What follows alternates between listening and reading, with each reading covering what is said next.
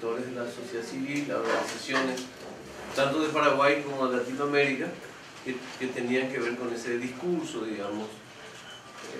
Jorge, Pepe y yo estábamos en ALER, que es la Asociación Latinoamericana de Educación Radiofónica, trabajando por los procesos de integración y las redes.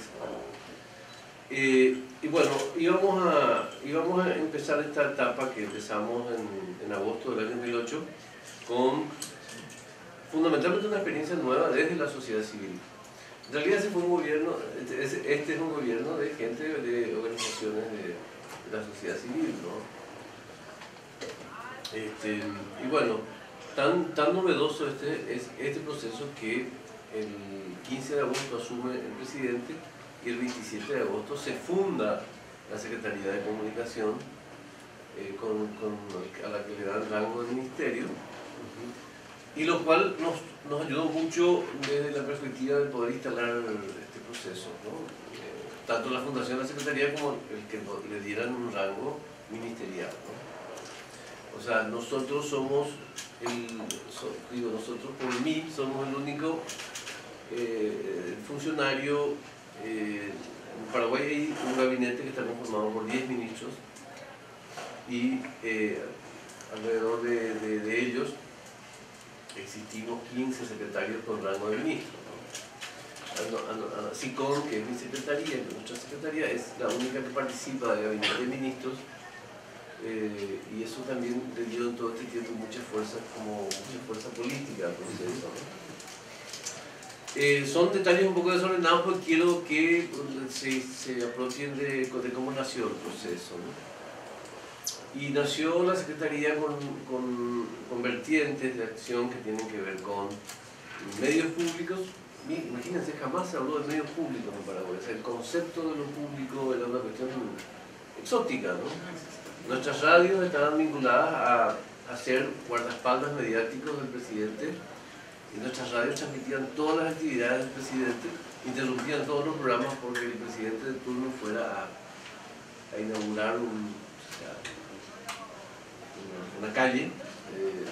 Entonces empezamos un proceso desde la fundación de la Dirección de Medios Públicos que hoy dirige acá César, con varios objetivos. Lo primero, la reingeniería de los medios existentes que estaban en deplorable situación tecnológica, la fundación de nuevos medios.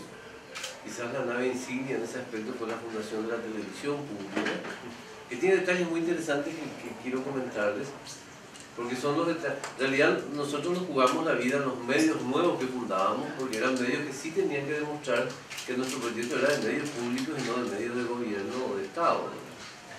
Entonces era un compromiso muy serio, y particularmente la televisión pública nos expuso bajo la lupa de ABC Color y otros diarios que tienen muchísima fuerza en Paraguay, a ver cómo lo hacíamos, y a ver más que nada, a ver qué errores cometíamos. Y logramos hacer una televisión pública que, por sus gestos, creo que logró aplacar un poco los cuestionamientos. Primero, todos los cargos de la televisión pública, desde el director general hasta el respetable señor que cambia las bombillas de luz, fueron concursados. Todos. Yo no tengo la menor idea de cuál es el partido político al que pertenece el director de programaciones o el director todos los cargos fueron concursados, ¿no? Lo cual empezó a aportar una cuota de mayor confianza, digamos, en una cultura que requiero era de absoluta digitalización de toda la... Ahora voy a usar la palabra digitalización porque se nombra padre. Bueno, lo otro que siguió aportando un poco más de tranquilidad, digamos, al ambiente, fue el que todos los programas fueron también concursados. O sea, hubo una convocatoria a organizaciones de la sociedad civil y a productoras de ONGs y productoras privadas también, para que planteen sus proyectos de programación.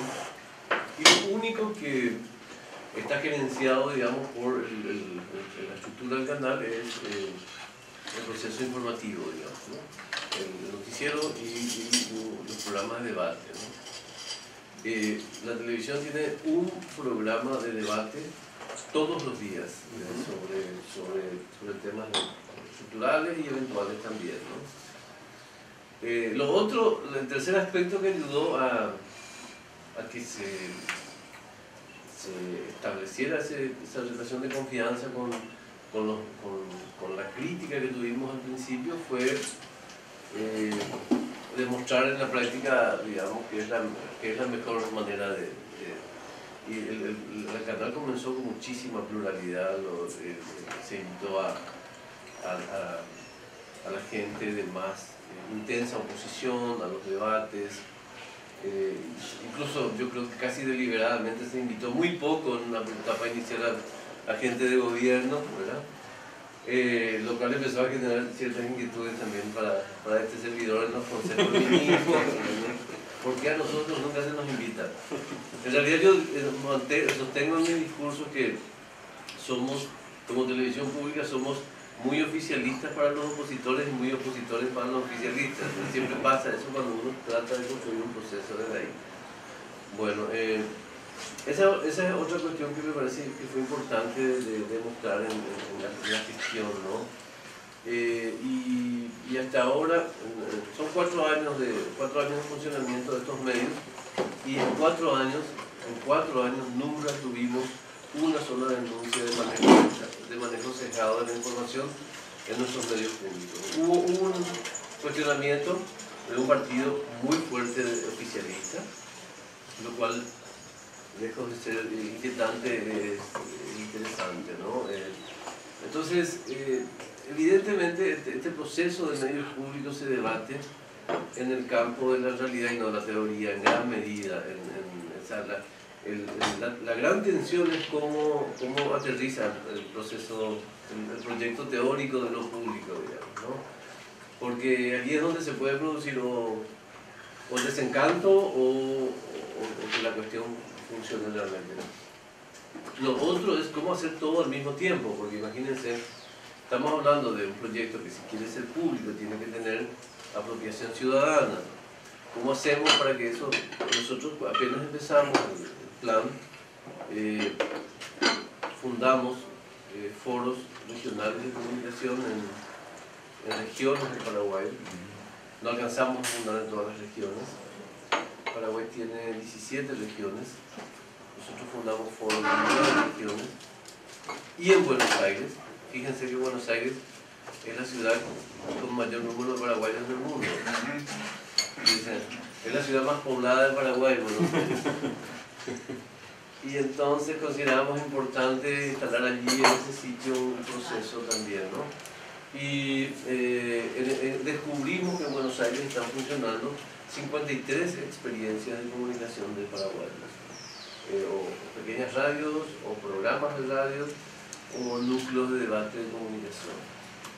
En este momento, ellos son los mejores aliados que tenemos en este proceso, porque se dio justo en un momento en que Paraguay empezaba a debatir el voto de los paraguayos residentes en el extranjero. Claro, y entonces eso facilitó mucho bueno,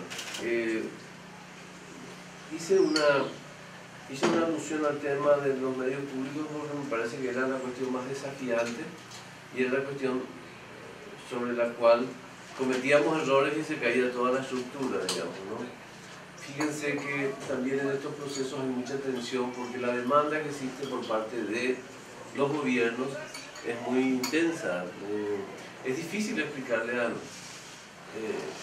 es difícil explicar, yo esto digo también en Paraguay, es difícil explicar a los ministros que vamos a poner un canal que no va a ser para el gobierno, digamos, ¿no? Entonces eso demanda siempre mucha atención, a veces cuestionamientos y por cierto, el presidente Lugo se mostró siempre muy firme con la idea y eso fue una gran colaboración con esto, ¿no? De hecho que esto no quita que yo asumo, y nuestra oficina habló mucho de eso, de la altísima legitimidad que tiene cualquier proceso de comunicación de gobierno. Los gobiernos tienen que tener sus medios de comunicación. O sea, desde la misma necesidad que tienen de transparentar sus actos.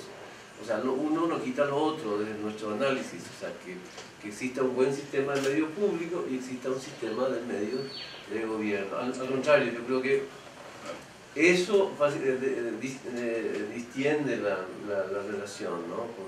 Entonces, fíjense que nosotros hicimos una apuesta muy dura en todo este proceso cuando separamos información presidencial, habrá sido hace 1 año y medio. Tuvimos que, dentro de la lógica de fortalecer el proyecto de lo público, tuvimos que hacer un paso que fue cuestionado porque se planteaba que nuestra oficina perdía políticamente, pero lo hicimos y no perdimos políticamente, sino terminó fortaleciéndonos más, que es entregar la dirección de información presidencial al Palacio López, que es la sede de gobierno, a cuenta de que nosotros tuviéramos mayor autonomía para el proceso de medios públicos. Entonces entregamos la oficina a la Secretaría General de Presidencia, donde ahora funciona. Eso supone que nosotros dejamos de incidir en la organización de las conferencias de prensa del presidente. El presidente leyó muy bien esa circunstancia y nos aumentó el número de audiencias con él semanalmente, aumentamos la cantidad de actividades en conjunto dentro de una lógica de acompañar este proceso. Y seguimos llevando la oficina de comunicación estratégica que asiste al presidente. Pero para nosotros es un símbolo entregar información presidencial para separar un poco las aguas, ¿no? Y eso se produjo hace 1 año y medio, como bien lo dices, ¿no? En este momento, quizás la principal tensión del proyecto es la cuestión de la necesidad de una legislación que garantice su autonomía. No existen medios públicos sin autonomía. Es imposible pensar que un medio público que funciona sin autonomía funciona exclusivamente por la voluntad de las autoridades que están en ese momento vigentes, pero estas autoridades pueden cambiar mañana, pasado, y la voluntad no es institucional. O sea, es un rango muy importante para ejercer lo institucional, pero no se puede ofrecer como presupuesto de futuro, digamos, ¿no? Y entonces estamos dentro de un clima muy hostil, porque tenemos absoluta minoría parlamentaria. Estamos tratando de construir condiciones para instalar un debate que garantice la autonomía de... Y dentro de eso, otra vez en este momento que estamos en vísperas de elecciones presidenciales del año que viene, hay sectores todos los sectores que aspiran a ser gobierno, no simpatizan con la posibilidad de que los medios públicos dejen de ser de gobierno, dejen de ser administrados por una autoridad de gobierno que es la Secretaría de Comunicación. Entonces, y nosotros sí creemos que debemos lograrlo. Creemos que el único lugar seguro para los medios públicos es la sociedad civil, y que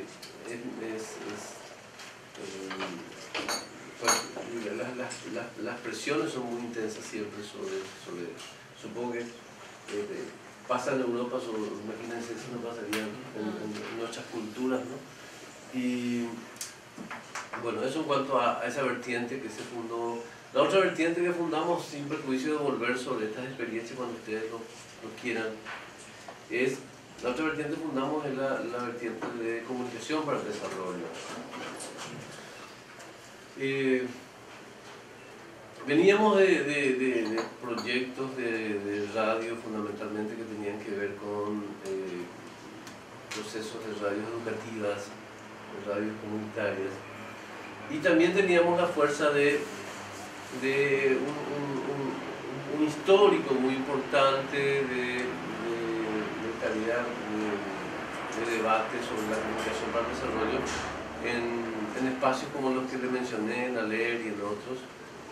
Se sumó también a nuestra vida un ¿verdad? La prócer de la comunicación para el desarrollo, como es Juan Díaz Bordenave. Juan Díaz Bordenave decidió volver a Paraguay, vivió toda su vida en Brasil y es nuestro asesor en SICOM. Entonces le inyectó mucha fuerza a este proceso. Y bueno, en este momento, en esa materia, estamos trabajando una línea que tiene que ver con lo académico y se instalaron cátedras de comunicación para el desarrollo en rango de licenciatura y en algún lugar hay incluso una maestría, ¿verdad? Sí. En 6 universidades públicas. Nuestro objetivo es lograr que las cosas a veces hay que ponerle números, ¿no? Para que tengan que 1000 jóvenes piensen diferente el proyecto de el cómo comunicar, ¿no? Y entonces la construcción de ese proceso se centró mucho en cómo hacemos para que estos chicos, estas chicas, miraran el ejercicio de la comunicación, de la información, más bien, desde otra perspectiva, desde una perspectiva que también suponga el compromiso que ellos tienen con la comunidad, con su entorno, el compromiso que ellos tienen con el desarrollo de su entorno y capacidades para trabajar proyectos de desarrollo desde la comunicación. Son algunas de las líneas, no soy un técnico en la materia, pero algunas de las líneas que tienen que ver con este caminar que se está llevando en esa materia. Creo que estamos el año que viene cerrando el primer ciclo, ¿no? Comunicación para el Desarrollo emprende también otras actividades como estos foros de comunicación que les mencioné. Los foros tienen que ver con que las regiones establezcan un núcleo de debate sobre la comunicación, y no estoy hablando solamente de espacios académicos, si bien los núcleos motivantes de estas reuniones casi siempre son las universidades. De cualquier manera tiene que ver con el señor que vende flores, el señor el pescador, se involucren dentro de un debate de la comunicación. Que hay algunas cuestiones que les pueden resultar atractivos, como es una onda de observar, como de un observatorio de medios también, pero no es lo central. Lo central es que la gente entienda que quien tiene derecho a participar en los procesos de comunicación desde el momento que son consumidores de comunicación y son sujetos de derecho de comunicación en el caso que esta fuera pública, digamos, ¿no? Y a su vez es un proceso interesante para nuestro proyecto. Nosotros somos un poco tajantes en algún discurso cuando hablábamos de que nosotros no queremos una audiencia militante, ¿verdad?, en los medios públicos. Y que nuestros medios públicos no emiten para esa parte del país que ganó las elecciones, digamos, sino la idea es que haya una demanda de pluralidad que venga no de nuestra voluntad, sino venga de la ciudadanía. Y se está trabajando ese proceso con estos foros, ¿no? Comunicación para el Desarrollo también tiene una línea de edición de materiales. No hay poco, casi no había nada de comunicación para el desarrollo en las escuelas. También esa línea, el área de comunicación para el desarrollo, SICOM, trabajó un poco en la fundación de una instancia que es el Instituto Latinoamericano de Comunicación para el Desarrollo, que todavía está en pañales, está empezando a pretender generar acciones con muchos problemas todavía, pero se instaló la base de esa idea con varias instituciones de diversas regiones. Y normalmente es el área que anima todo el proceso de aclimatación, de apropiación, de contacto con la ciudadanía. Hay un compañero que se llama Oscar Cáceres, que también estuvo en el que está trabajando, está a cargo de esa área. Bueno, son las dos áreas que fundamentalmente sostienen y que se encuentran permanentemente, ¿no? Nosotros tenemos una reunión de directores todos los días, donde hacemos que esos operativos se encuentren justamente, ¿no? Después están toda la línea que tenemos de publicaciones Y la línea, dentro de este proceso también se fundó la Agencia Informativa Nacional, que a esta altura está operando muy bien y que tiene como clientes, digamos, a los medios más prestigiosos de Paraguay, que asumen sus informaciones. Se fundaron radios nuevas, estamos en este momento tratando de instalar radios nuevas en zonas que jamás tuvieron una experiencia de radio, y radios temáticas, por ejemplo radios indígenas, radios obreras, dentro de la línea del proyecto de radios comunitarias, ¿no? En todos los casos los procesos tienen que ver con una tarea en las comunidades de apropiación en primer lugar y de capacitación también. Son algunas cuestiones que no quiero ampliar más sin saber qué curiosidades pueden existir, ¿verdad? Yo tengo ahí que no voy a entrar todas para que en lo de medios públicos, por ejemplo. No está el diario oficial, no está en la zona de medios públicos. ¿Cómo manejan eso? El diario oficial. Claro. Ya. Eso no es un medio público. ¿Hay una organización que la manejan ustedes en esta secretaría o desde otra zona de gobierno? Ya. Nosotros tenemos... ¿O la agencia de noticias? La agencia de noticias no es de la Presidencia de la República. Sí. La agencia de noticias logró apartarse. Nosotros la agencia de noticias no la tenemos dentro del etiquetado del medio público, porque la ubicamos como un medio de Estado, digamos, ¿no? Que un medio que tiene el compromiso fundamental de informar lo que pasa en el Estado, si bien también publica informaciones sobre un concierto, sobre deportes y todo lo que haría una agencia informativa, de cualquier manera ni es de la Presidencia de la República ni es público. Y tratamos de ser muy meticulosos en eso para no contaminar el concepto de lo público. Entonces, la Agencia Informativa del Estado, inclusive hay acuerdos con el Parlamento y hay acuerdos con la Corte Suprema de Justicia de intercambio de información. Y funciona así, funciona como una... De hecho que surgió más o menos para articular la publicación de informaciones de las oficinas del Estado, que es otra articulación que también se debe a esta institución, ¿verdad? Organizarlas, ordenarlas, sistematizar el trabajo y que tuvieran una salida, porque todo el tiempo estos eran gacetilleros que trabajaban para los medios privados, ¿verdad? Pero que publicaban si querían o como querían o tergiversando la información. Por lo menos en este sentido, si bien es cierto también, hoy por hoy la agencia tiene un buen plantel ya de profesionales, un multimedio se está convirtiendo, sigue siendo una fuente de información en las oficinas públicas. Eso pasó hace 2 años, ¿no? Nosotros empezamos el proceso y encontramos que la comunicación del Estado era un archipiélago, desconexo, con lógicas absolutamente aleatorias.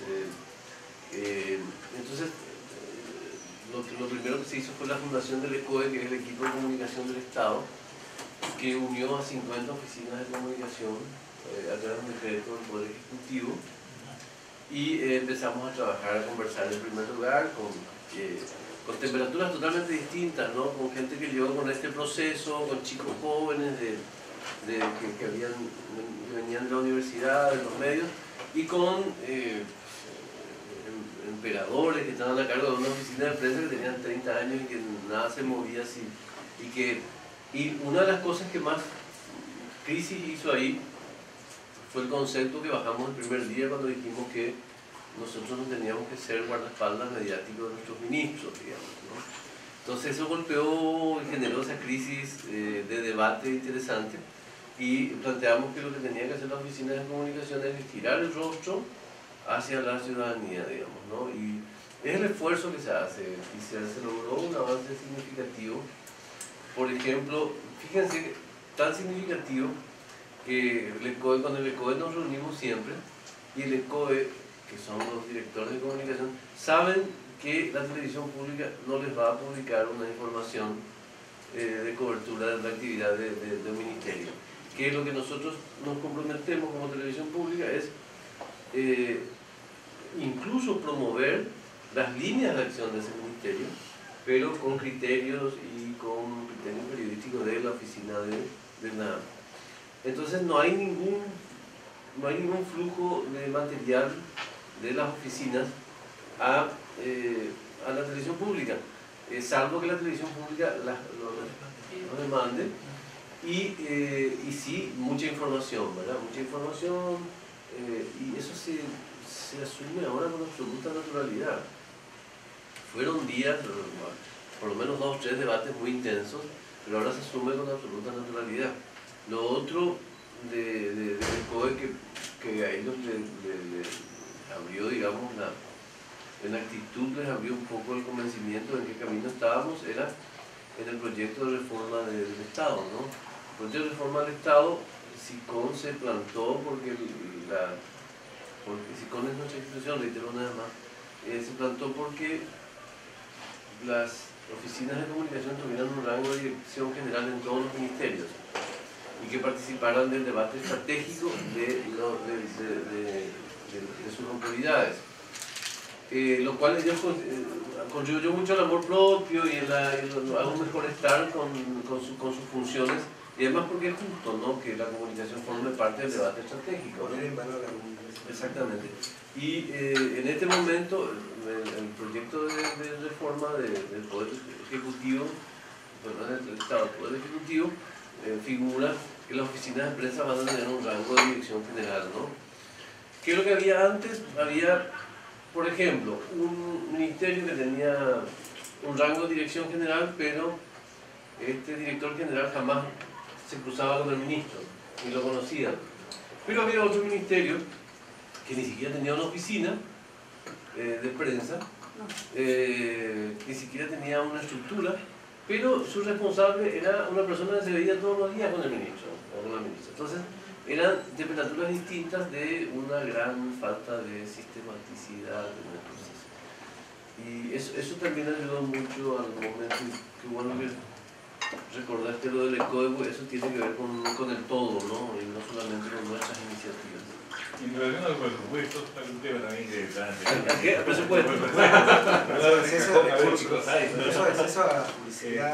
publicidad, la rentabilidad, buscan la rentabilidad en la televisión, admiten ahí avisos, tienen un tema. Nosotros creemos que el Estado tiene la obligación de sostener sus medios públicos, que esa tiene que ser la línea base del proceso, ¿verdad? Por una cuestión de responsabilidad social, o sea, el Estado sostiene sus hospitales públicos, o sea, ahí no hay un debate, y no tendría que haber un debate sobre la pertinencia de que el Estado sostenga sus medios públicos. Pero, en el debate que tuvimos, vimos que nosotros necesitamos un gesto político de competitividad también, ¿no?, de cara a las lógicas, cómo funcionan los medios, ¿no?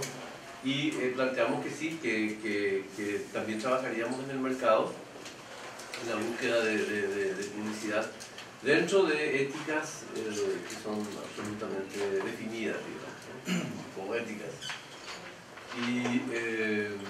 Y en eso estamos.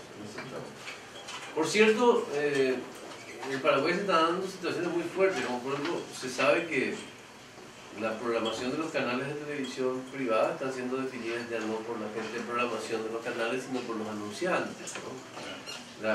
Son 2 telefónicas y una empresa que provee Unilever y compañía, son las que definen la programación y las que dicen este programa va y este programa no va. Pasa que inclusive, como pasa en todas partes, no son holding en medio solamente, sino que son holding empresas. Claro.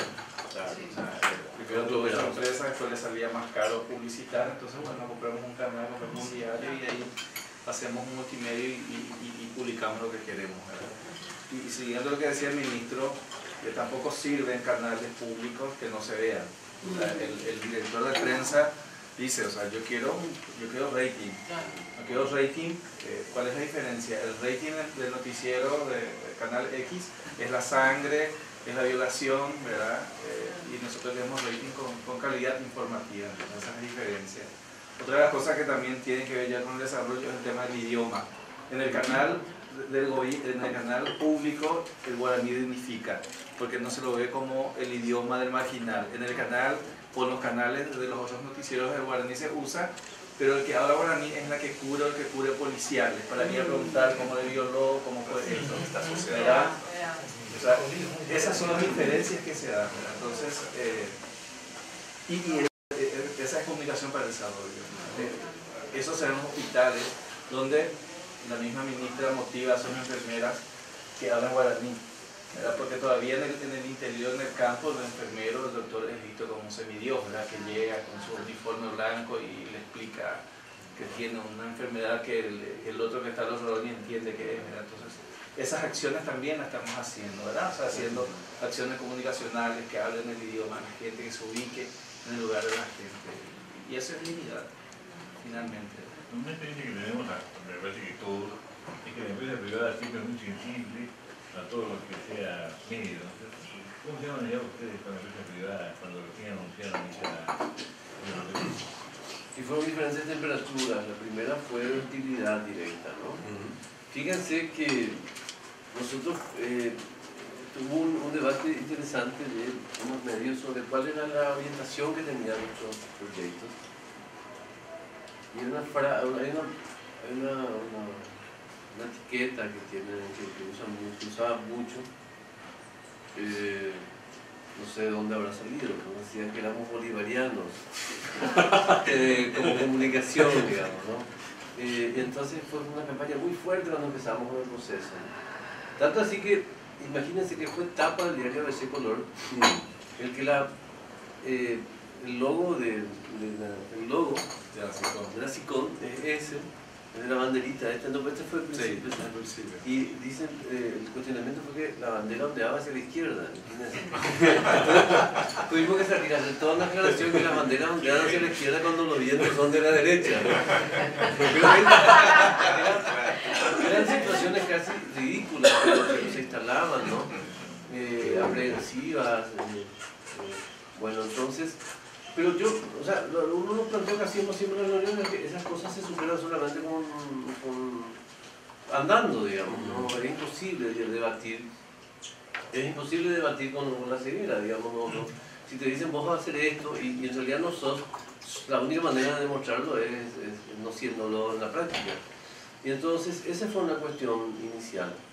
La otra cuestión que sí tuvo muchos problemas en nuestro proceso fue una posición muy radical por parte de congresistas y de medios privados contra el proyecto de los medios comunitarios, muy radical.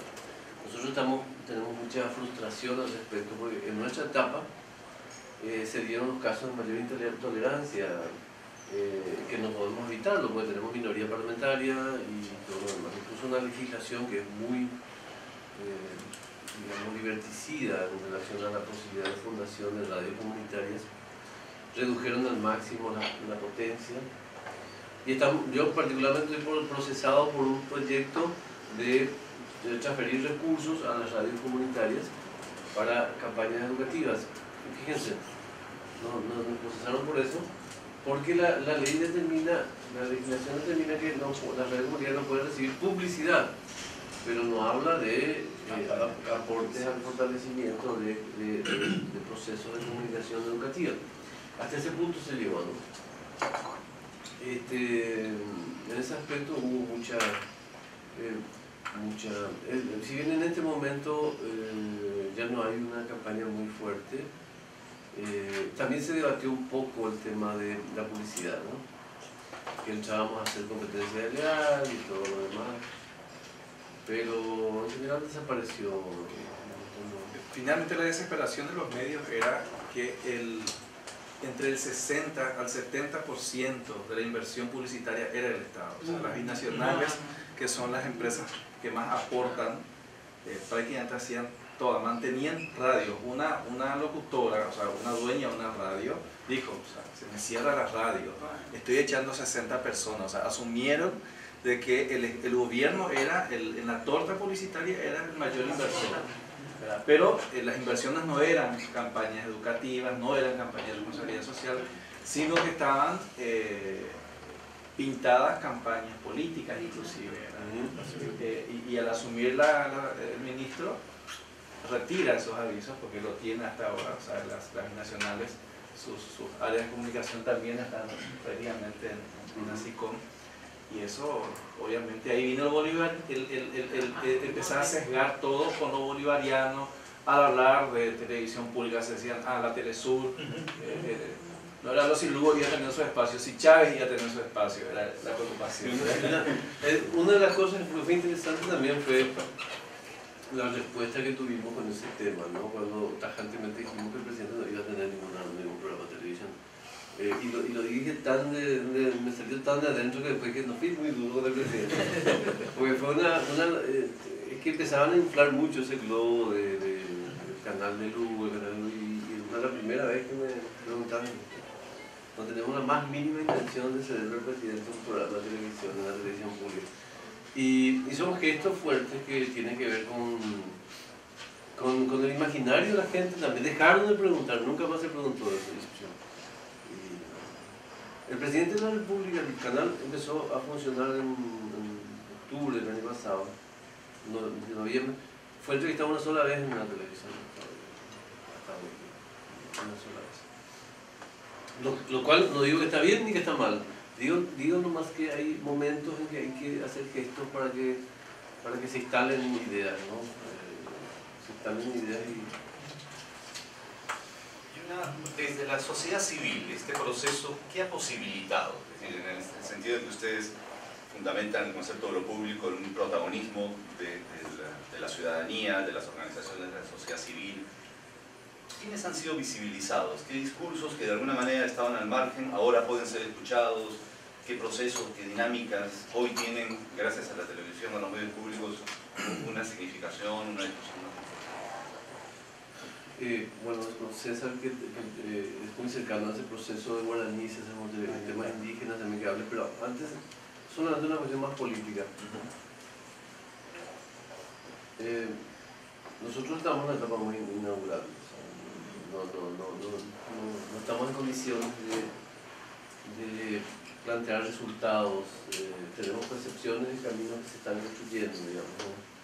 Mentiríamos si digamos, hemos logrado como consumación del proceso en absoluto. Pero sí, abrimos puertas que jamás se abrieron, y estamos planteando, dentro de la lógica de la construcción de la legislación de medios públicos, planteamos un nivel de participación que jamás se dio en términos de cómo la sociedad civil participaría en la construcción de, no solamente ya en la vigilancia, sino en la construcción de contenido del canal público. Y lo otro es el tema indígena. El tema indígena, de hecho que está en proceso, deberíamos inaugurar la radio indígena, pero el Chaco está inundado actualmente, y particularmente el canal público mencionado. En el canal público. El canal público ahí tenés, lo que decía, el tema del idioma, que es muy importante, ¿verdad? Tampoco va al otro extremo, porque nosotros no hablamos ni uno ni otro, hablamos una mezcla. Los migrantes tienen programas, tanto en radio como en televisión. De hecho que se hicieron varias acciones dirigidas a los migrantes. Los migrantes eternamente fueron excluidos, ¿verdad? Mediante acciones de participación se logró que se votara por el sí al referéndum que permitirá a ellos que voten por primera vez. Sin embargo, son los principales, o sea, aportan una buena parte del PIB, ¿verdad? O sea, imagínense, en Buenos Aires hay 750.000 paraguayos censados. O sea, no es un chiste lo que él dijo, o sea, es la ciudad más poblada de Paraguay. Eso después, acciones concretas, ¿verdad? Que se está construyendo ahora, ¿verdad? De articular participaciones o lograr participación ciudadana, ¿verdad? Abrir el espacio de la televisión para debates mismos. Y eso lo logramos, por ejemplo, también articulando con la radio, el trabajo que hace un experto en redes, que trabaja desde radio y televisión, medios comunitarios, ¿verdad? ¿qué características esperan ustedes que tenga esa legislación para los medios públicos? ¿Cuáles son los puntos claves para eso? Sí. Antes de apunto tres aspectos que me parecen absolutamente distintivos, que nítidamente se vio como que no lo hizo nadie y que nosotros lideramos en estos 6 meses de vida o más. Así claramente, el tema migrante, cuando se produjo el debate sobre el voto migrante, ningún canal de televisión hizo algún esfuerzo extraordinario sobre eso. La televisión pública hizo un guión de transmisión que unió Nueva York, Madrid, Sao Paulo, Buenos Aires, Asunción, con el presidente ahí. Logramos que el presidente fuera a Buenos Aires a sentarse en un estudio, y fue una campaña muy fuerte de la televisión pública, un tema que jamás se tocó con afecto ni atención. El otro tema era indígena. Nunca hubo en la televisión privada un espacio destinado a... La televisión pública tiene un espacio sistemático semanal, y en este año, la semana de los pueblos originarios, fue una semana intensa donde se bajaron todos los debates y todos los documentales, los mejores documentales sobre esa realidad, y mucho debate, ¿no? Son cosas sobre las que no se habla. La otra cuestión es la cuestión de la reforma agraria, sobre lo cual tampoco se habla en la televisión privada. Nosotros llegamos a bajar temas. Fíjense que la televisión privada logró sobrevivir durante meses en el marco de una crisis agraria sin entrevistar a ningún dirigente campesino. Es increíble. Y sobrevivió sus noticieros, ¿no? Solamente entrevistando a los dueños de la tierra, a los políticos. Y nosotros hicimos en ese mismo momento varias programaciones donde siempre entrevistamos a todos los sectores, pero visibilizamos. Y lo otro es la memoria. Paraguay tiene una historia muy fuerte con la dictadura de 35 años. Hicimos, este año fue nuestro primer aniversario del 2 y 3 de febrero, que fue la caída de Stroessner, nuestro primer aniversario como televisión pública. Hicimos una programación especial.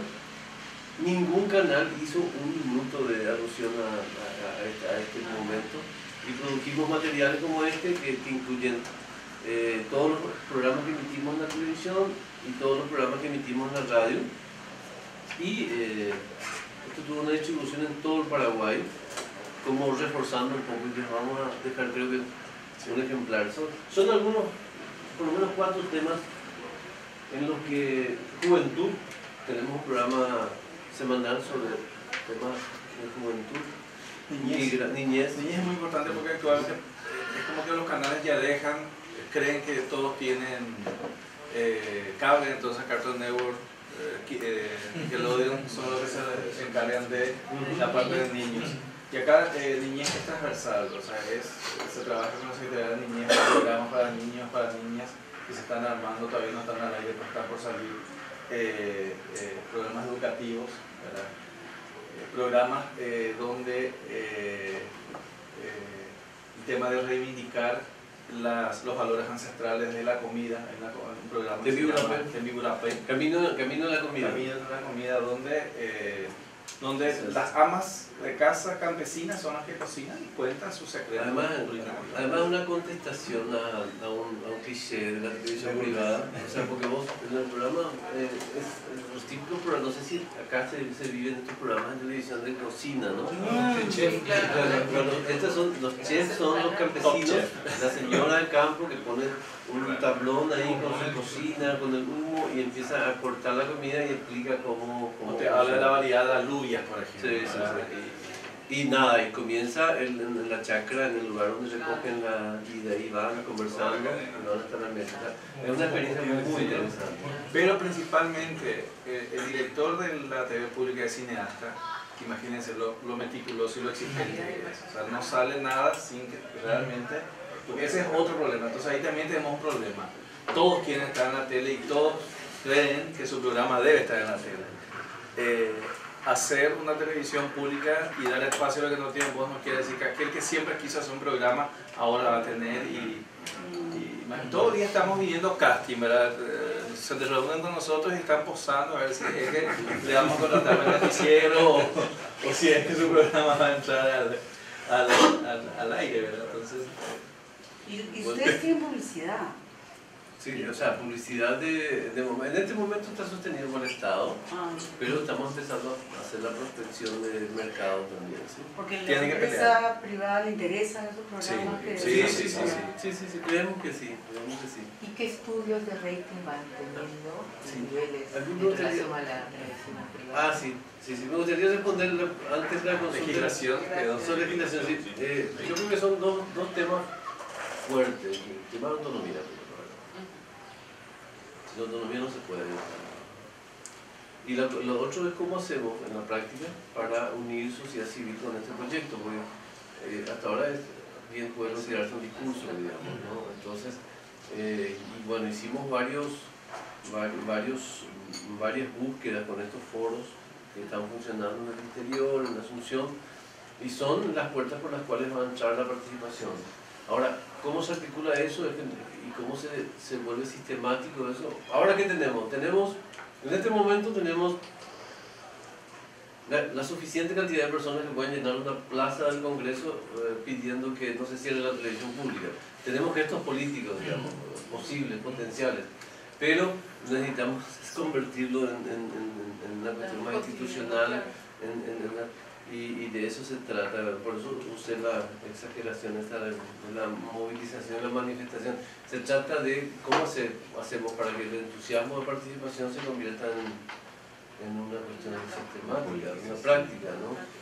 También está una idea que habíamos promovido cuando trabajamos en radio, que es la asamblea de oyentes, ¿verdad? En este caso hacer una asamblea de televidentes, de manera a darle sustancia a esto de la participación. Porque la participación no es que la gente llame a los programas de televisión, es una forma mediática de participación, pero no es la participación en la construcción de ratings. Nosotros no tenemos muchas esperanzas de ser los primeros en el rating en este momento, sencillamente porque, y es una fortaleza para nosotros, es el peor momento de los formatos de televisión privados, y uno trata de explicarse por qué, ¿no?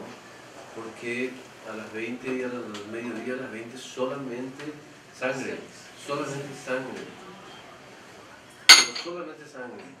Entonces es un juego así muy perverso de partir de la hipótesis de que la gente consume solamente eso, ¿no? Y nosotros no queremos meternos a profundizar en el tema del rating hasta que nos fortalezcamos más también por una cuestión de qué enseñamos, ¿no? Porque hay cuestiones que son estratégicas, ¿no?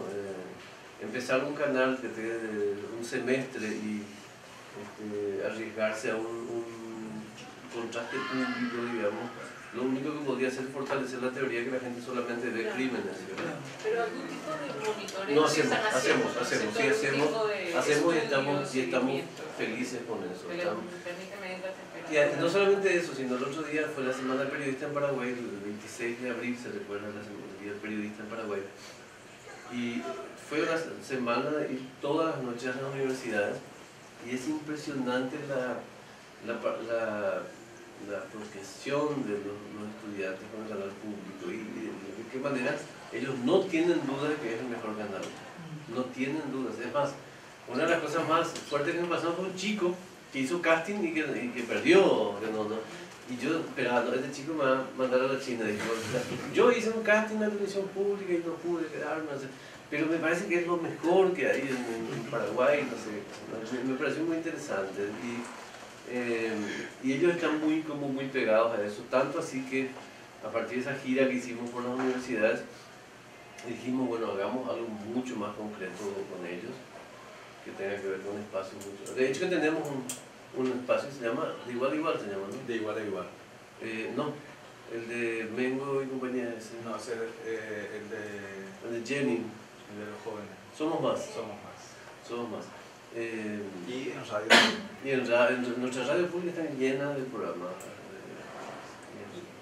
Mencionaba también, o sea, esta necesidad de la apropiación de los ciudadanos fuera también del ámbito académico en cuanto a su derecho a la comunicación, ¿no? ¿Qué lecciones vienen dejando estos foros en cómo promover la participación de los ciudadanos fuera del ámbito académico.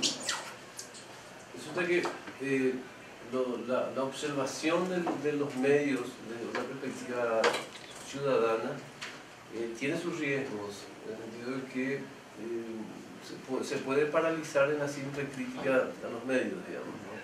Porque es absolutamente lógico que exista un cuestionamiento a eso que mencionaba antes. Nosotros estamos tratando de animar no tanto esa observación como hacerles comprender que ellos son sujetos de derecho de la comunicación, ¿verdad? O sea, que tienen tanto derecho a demandar una mejor comunicación como demandaría en la frutería una mejor naranja. Eso hace que, claro, casi diría que es el tema de derecho al consumidor, ¿verdad? Y eso se está trabajando con estos foros. Aparte de otras cuestiones, como los foros sirven para debatir lo público. Estamos este año empezando una serie de encuentros con música. SICON descubrió que tenía que fundar su área de difusión cultural y empezamos a cargar con músicos que nos acompañan con música en todas partes, digamos, ¿no? Y eso hace que se abran las puertas de manera mucho más fácil, ¿no? O sea, una noche en una universidad del sur no es lo mismo con un debate que un debate seguido, una peña y tenemos un cantautor así. Vos conocés a Hugo, ¿no? Sí. Herrera, es muy bueno, quizás uno de los más conocidos en Paraguay, que es el animador de todos esos procesos, ¿verdad? A bordo de la... ¿Y cómo es más o menos esta dinámica de los foros? Porque creo que son similares a lo que se está intentando también emprender acá, ¿no? Sí. Bueno, me hubiera gustado tener a Oscar para que explique mejor. Oscar nunca está en la oficina, siempre está en el interior. Impresionante el trabajo que están haciendo. Y que evidentemente son esos procesos que no tienen... César tiene más fortuna como director del medio público, es mucho más visible que Oscar, que está en los montes permanentemente con ese proceso, ¿no? Pero es un proceso que tiene que ver que se basa en la estructura de la Cátedra de Comunicación para el Desarrollo, tiene su primer núcleo en los estudiantes de esa materia, y después se invita a las autoridades, se invita a los sectores organizados, se invita a los medios de comunicación y empieza a debatirse primero la cuestión de la comunicación pública, después el universo de la comunicación en general, y a partir de entonces se empiezan a tener, digamos, insumos para continuar, ¿no? Hay procesos que son muy distintos en una comunidad que en otra, porque dejamos que la comunidad imponga sus temas. Una comunidad del norte donde hay problemas de tráfico, hay problemas, siempre el tema central es la seguridad. Y la seguridad es un gran tema de debate en ese foro, porque imagínense el abordaje que tienen los medios privados sobre la seguridad es periodismo parapolicial, ¿verdad? Es periodismo parapolicial. Y nosotros nos sirve mucho partir de la realidad porque nos permite instalar mucho mejor el concepto de lo público que yendo de una perspectiva más que esté por encima, más teórica de la cuestión. Igual estos foros visibilizan una demanda, una cierta demanda. Es interesante porque en los foros de Paraguay participan muchos delegados de organizaciones sociales, ¿no? De los campesinos, agricultores, comunidades guaraníes, ¿no? Y más allá de que sean o no comunicadores, ¿no? Entonces están debatiendo el tema de comunicación como un derecho, ¿no?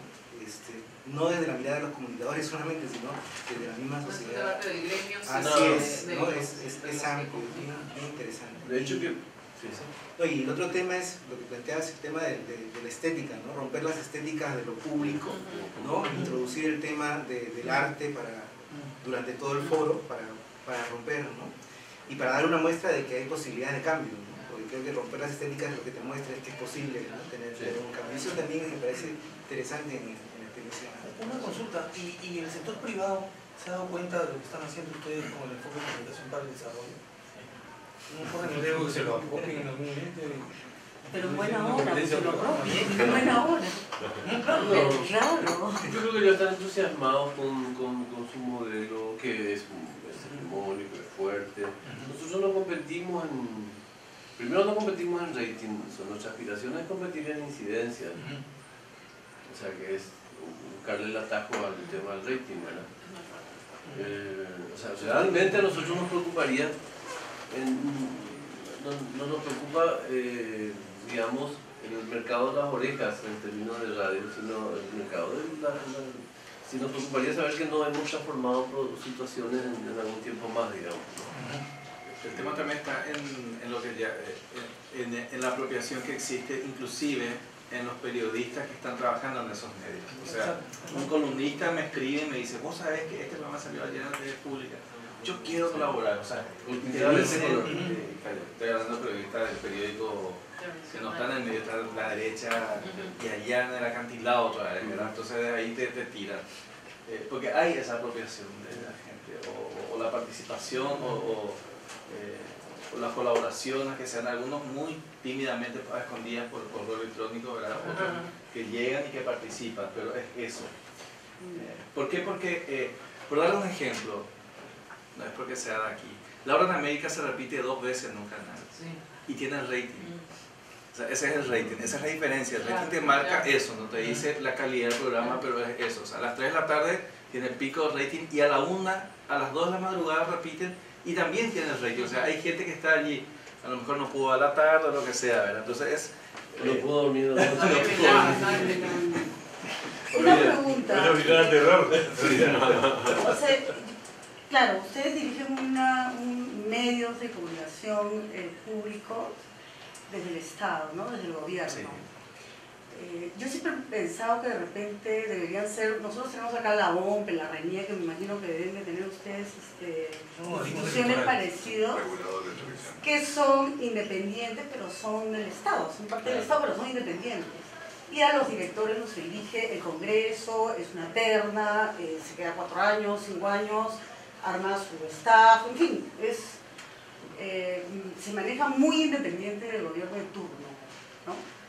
A mí lo que me parece es que siempre estos medios públicos tienen el problema de que se manejan con el gobierno de turno. Entonces, claro, tú ahorita estás de ministro, mañana no estás, viene otro y cambia toda la historia. Entonces, en verdad no generas, ¿no? Entonces, ¿hasta qué punto usted piensa independizar, digamos? Claro, a eso me refería con el tema de la ley de medios públicos, ¿sí? Porque, por ejemplo, uno de los planteos, me olvidé de ese planteo que parece un detalle, pero es muy importante, es que la autoridad, la gestión de las autoridades del medio público nunca van a coincidir con los periodos electorales, con las etapas electorales, las etapas de gestión de gobierno, o sea, siempre va a estar cruzado con eso. Es una institución que consagramos dentro del proyecto, o sea, allá los procesos terminan, ahora en el 2013 termina una etapa, nosotros quisiéramos que el presidente que surja se viera obligado a mitad de su mandato siempre a elegir con acuerdo del Congreso, un director que también durara 5 años y que estuviera siempre 2 años y medio dentro de esta gestión. Eso es, y realmente sería revolucionario en América Latina lograr eso, y no estamos muy lejos de lograrlo, ¿verdad? Pero yo creo que sería una institución así muy... Y que se vio buenos resultados en Europa. O sea, no se puede... Está probado que es así. Nada más quería referir una anécdota para ponerle un poco de pimienta al comentario de lo de la participación. ¿Cómo surgió el tema de la Asamblea de Oyentes en Radio San Roque? Escribimos en el libro de Aler, nosotros hacíamos una reunión anual donde planificábamos la radio, y un día, y cerrábamos la radio ese día y poníamos la compu a poner música, y los pescadores no estaban enterados de eso, y entonces fueron a la radio y poníamos sillas, nos sentábamos, conversábamos todo el día sobre el proyecto del año, Y vinieron unos pescadores y como eran de la casa, ¿no?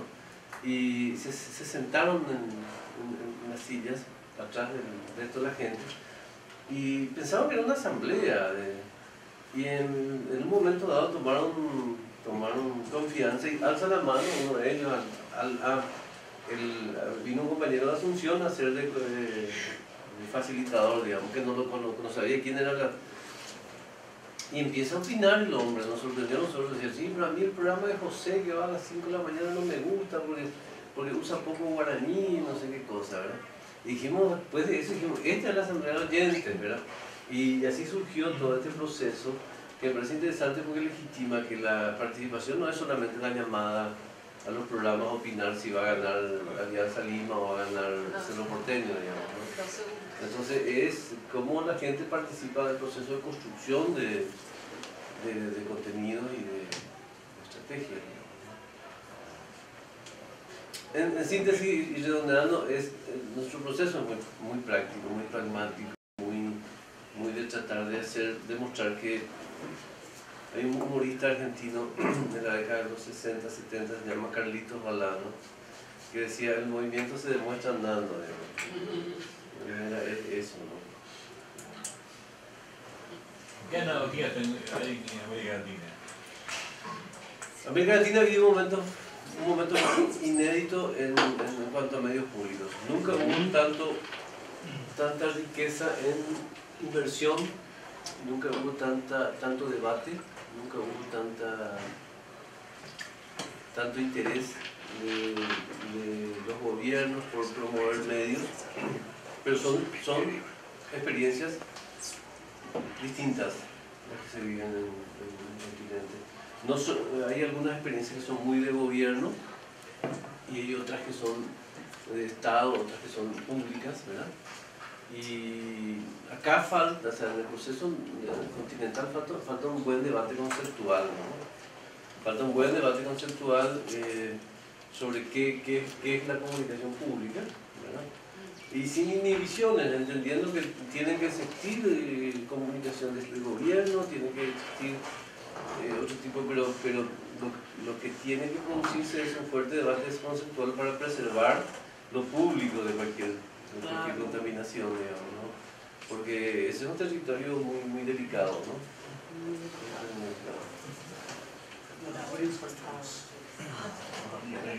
Sí. Bueno, queríamos dejar un par de textitos para... Sí. Uno de ellos es de Juan Díaz Ordenada y...